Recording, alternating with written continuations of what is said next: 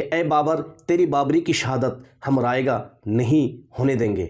64 پہلے وہ بابر کا جو سناپتی تھا باقی ان کو نیترتو میں یہ مسجد بنایا، تو مسجد توڑ دیا ٹھیک ہے، وہ رام مندر بنا گیا، میں تو کوئی وروଧ نہیں کیا، کچھ نہیں بولا، لیکن میں بابر کے نام پر مسجد بنائے گی تو ان کا کیا دقت ہے، ان کا کیا وروଧ کرنے کا کیا رجیم ہے؟ وہ مجھے سپریم کورٹ کوئی بابری مسجد منع کرنے کے لیے کوئی निर्देश دیا ہے تو دے دیجئے، کوئی امت شاہ جی کوئی ہوم ڈپارٹمنٹ سے کوئی جیو ہے جو کوئی بابری مسجد میں نام کر کے کوئی مسجد نہیں بنا سکتے انڈیا میں، کہاں وہ بھی جیو دے دیجئے، تو میں نہیں بناؤں گی، دوسرے کسی کو نام بنائے گی، لیکن میرا لڑکا جنم لیں گی ان کا نام کیا رکھوں گی تو بولنے کا کیا؟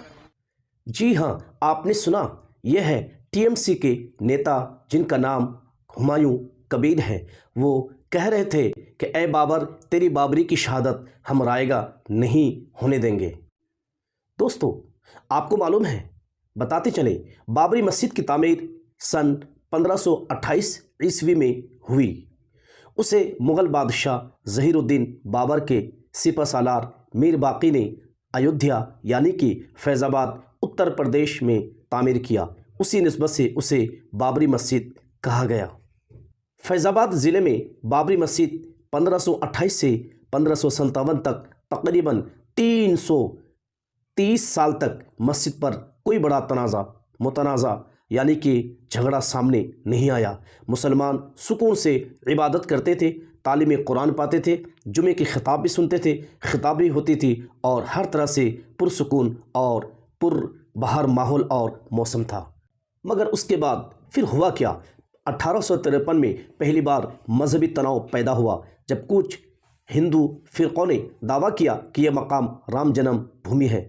برطانوی حکومت نے 1859 میں مسجد کا صحن ہندوؤں کے لیے اور مسجد کا اندرونی حصہ مسلمانوں کے لیے علیحدہ کر دیا تاکہ کوئی فتنہ اور فساد قائم نہ ہو۔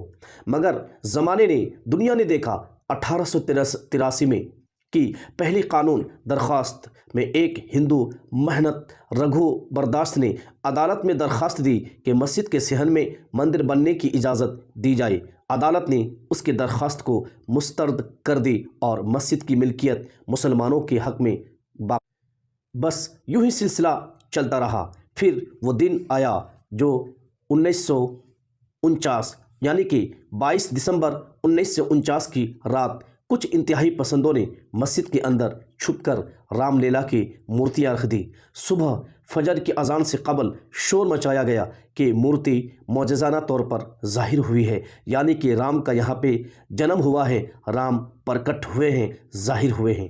حکومت نے فوری طور پر مسجد کو سیل کر دیا، اندر کا حصہ مسلمانوں اور ہندوؤں دونوں کے لیے بند کر دیا، اور باہر کا حصہ جو پوجا پاٹ کے لیے دیا گیا تھا وہ بدستور یوں ہی چلتا رہا اور کھلا رہا۔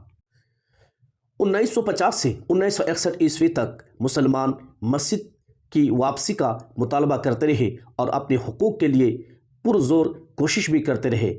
1986 میں ضلع جج نے مسجد کا تالا کھول کر ہندوؤں کو پوجا کی اجازت دے دی۔ یہ فیصلہ مسلمانوں کے لیے بہت بڑا صدمہ اور کشیدگی کا تھا۔ اس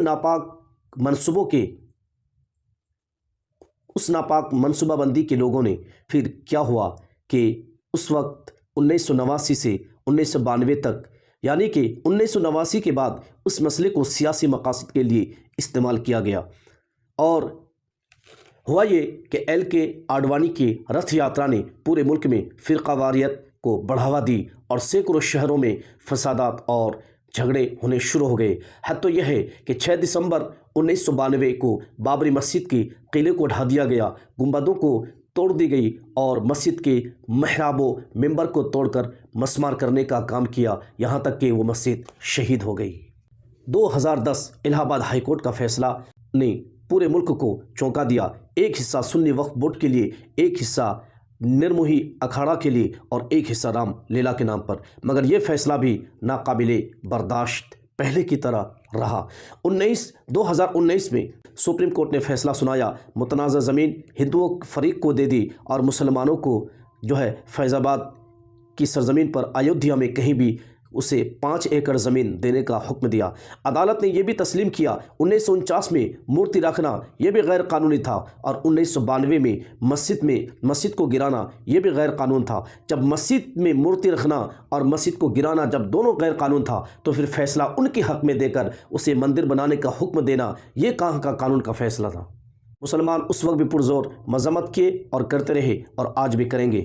ایسے میں مرشد آباد کی سرزمین پر مگر پشچم بنگال کے وزیر اعلیٰ محترمہ ممتا بنرجی کو میں سیلوٹ کرنا چاہتا ہوں۔